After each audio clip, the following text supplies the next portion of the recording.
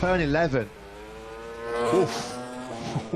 That's fast, all right. Oh, a couple of, well, washing machine treatment in the gravel. Yeah, three or four. I think he's going to be fine. Yeah, he's going to be fine. Just for wonder, but in fact, got a bit of gravel under the eyes there, or under the chin piece. But this is what happens when, as we said, the lap times are so close. It's such an intense fight. Trying to pick him up while he was way down. The other thing that happens, Matt, is when you put a grippier rear tyre in. Heated climatisation, doing some runs in some very humid conditions, and that's sort of ideal preparation for this, isn't it? I didn't give him much warning. Yeah, it certainly didn't. Yeah, quite strangely, we didn't have any crashes in the first 3 sessions of the day, nor in Moto3 FP2, but a couple. And well, so did Canet, but at that point he sort of lost the front, whereas I'm not sure if it was exactly the same spot.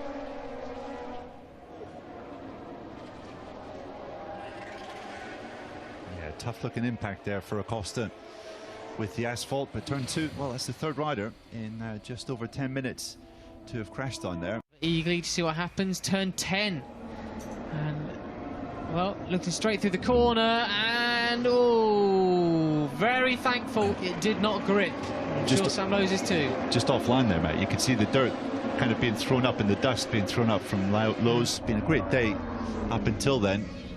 And that is in the third sector for Sam. So I think for the first time today, Matt, we've had a crash which isn't on at turn 2.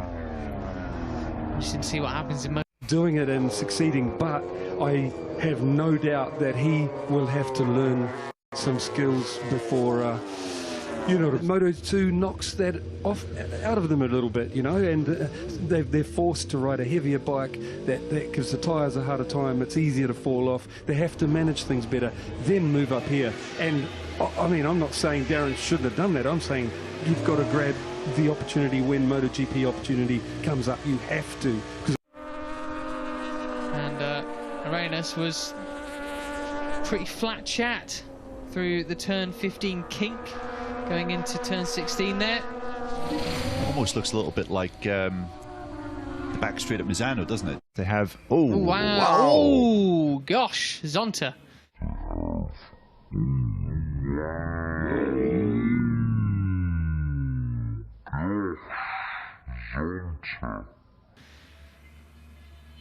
He's probably not done that before just yet.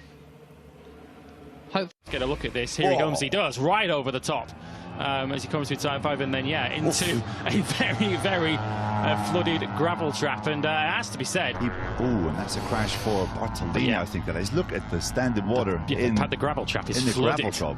Yeah, you're going to need a crane to get that out. Yeah, we don't know where that is. He's in the second sector at the moment, so I wonder if he's gone down in one of the fast track. Not a single Moto3 crash yesterday. Yeah. 4 podium finishes in 4 separate Grand Prix seasons.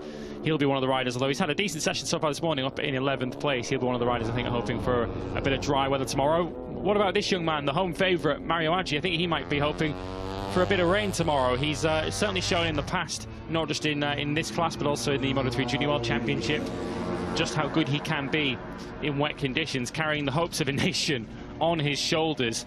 Very, very polite and very easy to talk. Being waved.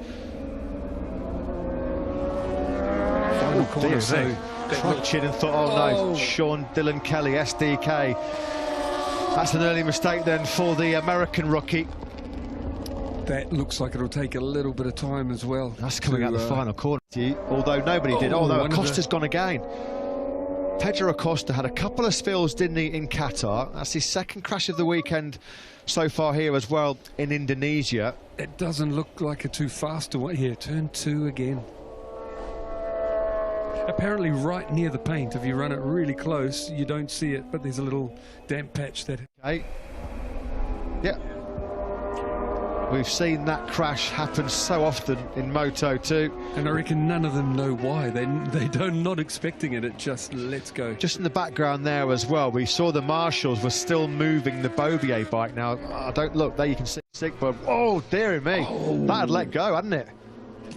That's a blow-up. He's going to jump off this. There's fire going to come out of it. He's just going to dump it, I think, Alex, isn't he? Yeah. But there you go. The thing to me, Matt, is He didn't know. You can see the fluid trail there. He didn't know. He was still on Suzuki. Fireball for Alex Rins. Johan Zarco was just picking his bike out of the gravel trap. Now then, we may well have a disruption here. We may well get a red flag. Alex Rins, I'm happy to say, is on his feet. The marshals, quick response. They get the fire extinguisher out. Great job by them. Now then, two big... Okay, but what are the thoughts of Davide Tardozzi right now? Jack, down to you. Thanks, Matt. Yeah, Jack was one of the first ones into pit lane. And